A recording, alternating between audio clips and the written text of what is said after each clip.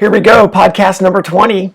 I do appreciate everybody taking the time to listen to these and taking the time to hopefully get one little small thing out of these 20 podcasts that I've done so far. If you get one little small thing out of it, then I'm happy and they are worth doing. It is always a concern with me that the sport, that people actually don't want to get better. Yeah, they want to talk about getting better, but they really don't want to put the pain and suffering in that it takes to get better at the sport. So if you get one thing from these things, then I am happy with that. So keep the requests coming. Keep the ratings going for me, please. I need some sort of motivation. We're just going to dive into this one, all right? So, yeah, no opening music, no bullshit. Here we go. All right, I figured this topic would definitely get people's attention coming back from a crash. And, let's face it, crashing a motorcycle sucks. Crashing a motorcycle is absolutely, positively catastrophic. And realize that the first 19 of these podcasts have been, so we don't crash a motorcycle. It's to mitigate our risk. But yes, it happens. So this sport, again, is so amazing. There's nothing like it, but it has that risk factor. So falling down challenges us literally as people. Everything that goes along to it, with whether it's a health issue or whether it's a money issue, putting your bike back together, or whether you've spent a week in the hospital, or whether your spouse is pissed off at you because you fell down, and now you've taken money away from that. So this is a really big deal. So I'm just going to dive right into it. As I said, there's 5 reasons why we crash, and let's just get those out of the way so everybody understands there's 5 reasons why I crash. There's 5 reasons why you crash. And again, let's take those lightning strike ones out of there. Let's take the ones that are really out of your control, whether it's that mechanical issue or if somebody hits you or whatever it may be. There are crashes that are out of your control. These are the ones that are in our control. So 5 reasons why you crash. First one. Lack of a focus or lack of a plan. You jump on your bike and you're just going to go out and ride. Yeah, this is great. Realizing, you know what? Do I have the soft compound rear on or the medium compound rear on, or is this the tire that I have? Yeah, you're not in the moment, right? You didn't think about basically framing how your day is going to be and putting yourself in a position to succeed. You're not thinking about, okay, great, all right, this is my last session of the day. I'm a little bit tired. I'm going to do 3 laps, working on where I'm letting off the brakes. I'm going to get my eyes going. Okay, here we go. Get something that turns your brain on, that gets you in the moment. That right there will save this number 1, lack of focus, lack of a plan. So number 1, lack of focus, lack of a plan. Second one, abrupt inputs. Stab, grab, flick, throw, toss, hack does not get better as you add speed to it. It gets worse. You have to be less aggressive to go quicker in this sport. If you're using more lean angle points, right? If the bike's leaned over more, then your inputs have got to be smoother and softer, especially all of your initial inputs. And I say inputs, it's brakes, your brake application, your brake release, your initial throttle, your body movements, everything. All your initial movements have got to be slower and more subtle if you want to go quicker. So abrupt inputs is number 2. Third reason is rushing corner entries. More specifically, rushing exit corner entries. Right? If it's an exit corner, well, we know we want the bike slowed and pointed so we can accelerate, but you're going to try to make up time in what lasts least. So we're not going to rush those corner entries. 4th reason is repeating a mistake. Repeating a mistake. We have report cards, right? We've just spent literally 19 podcasts talking about report cards. Have some report cards for your riding. You start to screw up those report cards, that's not going to get better. It's not going to get better. So repeating a mistake. And the last one's overconfidence. You feel good on your bike because of all the things you did right. All that technique you feel fantastic with. So you've built up that confidence, and it's easy to get overconfidence. And I'll tell you a story about that in just a minute. So those are the 5 reasons why that's 5 reasons why I crash a motorcycle. So write them down. I think about them every single day when I'm riding. So you should too. So why did it happen? So why did the crash happen? I think this is probably the biggest issue that we have is not figuring out why the crash happened, or not going back and researching why it happened. Oh, I fell down in turn 3. I low-sided. I went into turn 11 and I don't know what happened. So as we break this down, and now do you start to see why report cards are such a big deal? So as you go in there and I'll say, okay, you fell in turn 3. Okay, were you on the brakes or off the brakes? So there, we've got something to tell us right now. Oh, I was off the brakes. Okay, great. Were you picking were you at neutral throttle or picked the throttle up? Yeah, I just picked the throttle up and the front end went away. Okay, now we picked up the throttle probably too abruptly or at a lean angle at the same time, and we actually had an underloaded front end. And I'm just using that one as an example. So when you start to break it down, where did you let off the brakes? Where did you pick up the throttle? How much neutral throttle did you have? Were you on your apex? How was your trajectory? Where was your body position? Was the weight off of your inside hand? You can start to take a look at these things to answer the question of why did you crash? So why did it happen? This is a bigger deal than you think. Having some sort of data recording is fantastic, whether it's video, data acquisition, something along those lines to make it so you can see it is fantastic. So thinking about why did the crash happen, figure it out.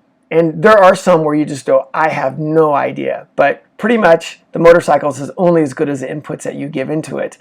And so there's definitely things you've got to explain. Cold tires? Sorry, not an excuse.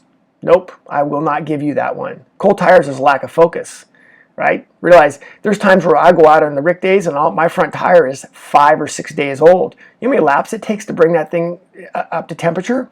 So that's a lack of focus. Cold tires, I get it, but that's something you got to think about before you go out. I have 2 good stories for you. One is a great story about how we get over crashes as well. First one we talked about is why did the crash happen once you understand it. So we're at a Freddie Spencer School. Nick Ionach is there, and of course Nick's one of my favorite people in the world to ride with and to work with. And Nick is riding at Freddies. He's got a brand new CBR 1000, which we were all riding, and Nick is working with his group of students. And Nick is exaggerating body position, and he's looking in his mirror and basically makes a mistake and falls off of his bike, and his brand new beautiful CBR 1000 ghost rides into the side of the wall there in Las Vegas. So anyway, now he's got a wrecked brand new CBR 1000. He brings it back in, and everything gets going again, and it brings it back in, and Freddie walks up, and Freddie says to Nick, "Hey, you okay?" "Yep, I'm fine." He goes, "Do you know what you did wrong?" He goes, "Yep." He goes, "Could you not do that again?" "Yep." "Okay, let's go have lunch." Done. Over with. Right? Realize that he made a mistake. Whatever happened, happened. It's done and over with. You're not going to take back time. It's not so much the mistake at this point. It's what you're going to do to fix the mistake to make sure that it doesn't happen again. And luckily, Nick was fine, and the bike was just a bunch of stuff to repair. Another great story on that, and we get to hear this great stories from Scott Russell. Scott, Daytona, right? Daytona 95, pretty sure. Second or third lap. Scott decides everybody's going too slow, and I believe there was 4 other world champions in that Daytona 200 race. Scott gets into the first horseshoe, low sides, and basically everybody went by him. Everybody. And so Scott jumps over his bike, and Scott said, if this bike starts, I'm winning this race. So he realized what he did. He picked up the throttle too hard, at too much lean angle with the wrong trajectory, and essentially the bike low-sided out, spun out from him. He realized, okay, I'm not going to do that again. I'm going to make sure I get the bike pointed in there a little bit straighter and slower and be more subtle with my inputs. So 2 good stories to realize, get over it. Get over it. It's over and done with. Now we've got to pick up the situation, get things fixed, and move on from it. And yes, I wish a lot of other aspects in our life were like that, but in this case, we have control over that and we can make it happen. So we talked about why did it happen, and now we got to get over it. Your bike does not care. Your bike only cares about the inputs. So getting over it now. You've fallen down, your bike is fixed, you're coming back to the track. Let's think about your focus. Where is your focus? Do you have an emotional viewpoint? Are you coming to the track saying, I don't want to crash? That's very difficult to get over, right? If you've got literally a negative thought process, hey, I'm here at the track, dude, I don't want to fall down. Yeah, I don't want to fall down either. Well, you know what's going to get me to not fall down? Riding with a technical viewpoint. Oh, okay. Last time I stabbed the brake in the middle of the corner and I low-sided. So this time I'm going to work on being smoother with my initial braking and smoother with my end of braking. I'm going to use my eyes better so I see the situation sooner. So instead of riding with emotion, ride with technique. This right there is going to save 75% of your problems right there, because now you're not going, oh my God, I don't want to fall down. Yeah, I don't want to fall down either. So work on technique rather than emotion. Right out of the gate, this is going to solve massive, massive problems with that. And the next part of this is use some of these report cards. So you go out there and you're riding and you're like, okay, I'm going to start working on technique, but now I'm really slow. Boy, I'm overslowing everything and I'm scared. Okay, so if you're scared when you're riding, two things are going on. You're not using your eyes, you're not using your brakes. Actually, another thing as well is I can almost guarantee you've got too much weight on your inside arm. So now you can start looking at some report cards of why you're not riding well. Why are you going too slow? I'm scared. Okay, you're scared. You're not using your eyes. You're not using your brakes. The bike won't turn. The bike won't lean. I'm afraid to lean over. Well, it's because you're holding the bike up with your inside arm, right? Your core's not engaged. Your feet are not engaged. Your outside thigh's not in the right spot, right? We've talked about these things. You got to go back to technique and address them and use those report cards that we've built. So I don't want to crash. Absolutely not. I fell down this year. I fell down in March. It was my first crash in, I think, 7 years and 90,000 track miles. I fell down, and of course, I don't want to fall down, but I did. I fell down, and when I look at my crash, it was complete overconfidence. I was running a very good pace. I had a pretty worn out front tire. I was riding a very, very good bike. And I was working one of our Rick development camps, following a very young, quick rider, and we were going at a very, very good pace. And when I got on this bike, the front tire was very worn out, and I thought, I got this, no problem. Well, guess what? I completely let it bite me. As I rode for an hour already on a very worn out tire, on a very warm day, I didn't take into consideration about having to be a little bit more upright with my braking, using my controls smoother, and realized I just was overconfident. I got this. Well, I didn't have it. So I'm not going to let that happen again. I'm not going to let that overconfidence bite me in the ass again, right? So I'm going to learn from my mistake. I'm not going to be emotional about it. Instead, I'll be more technical about it. And now I'm going to start using some more of those report cards that I have available that we've talked about to make that happen. So the big ones, coming back from a crash, here's what I'd like to see you do. You come back from a crash, use your brakes better, use your eyes better, and use your lower body better to unweight those arms. You won't believe it how much more relaxed you are to allow that to happen. That right there will take a massive, give you a massive gain in getting back up to speed.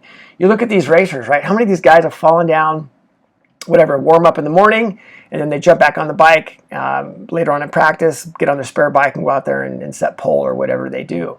Yes, of course they have massive desire, but they also realize that I'm not going to do that mistake again.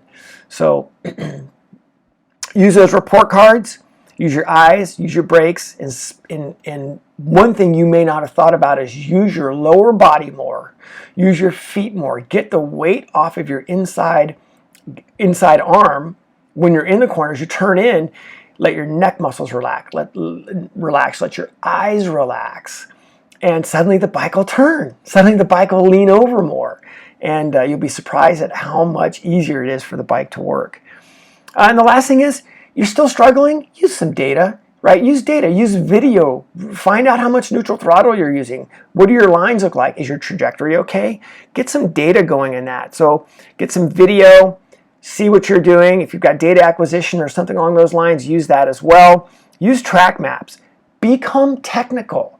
You'll be surprised at how much easier you can get over this by becoming technical rather than emotional. And again, we already talked about flipping that mindset over. So Yes, this is a tough one. Coming back from a crash, but I think we've given you some good things on that, right? We talked about the 5 reasons why you crash. Why did it happen? We're totally going to get over it and start being more of a technical rider rather than an emotional rider. All right, thanks.